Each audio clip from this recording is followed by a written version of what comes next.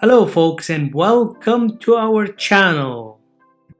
Are you ready for some fun? Let the fun begin. But before that, if you haven't subscribed yet, please click the subscribe button and activate the bell so you can get to know about our new videos. And also don't forget to like and share if you find these videos are an added value to you. I hope that you are making use of your time as we are all locked down as the result of the current situation.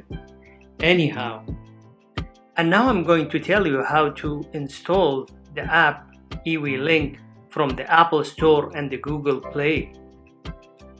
We'll start for searching for the app in the store.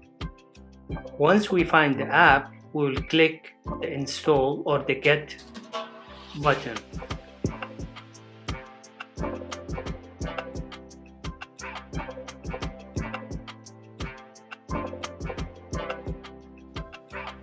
Thanks for watching, and we hope that you have enjoyed our video and looking forward for hearing your feedback, and feel free to comment in the comment box.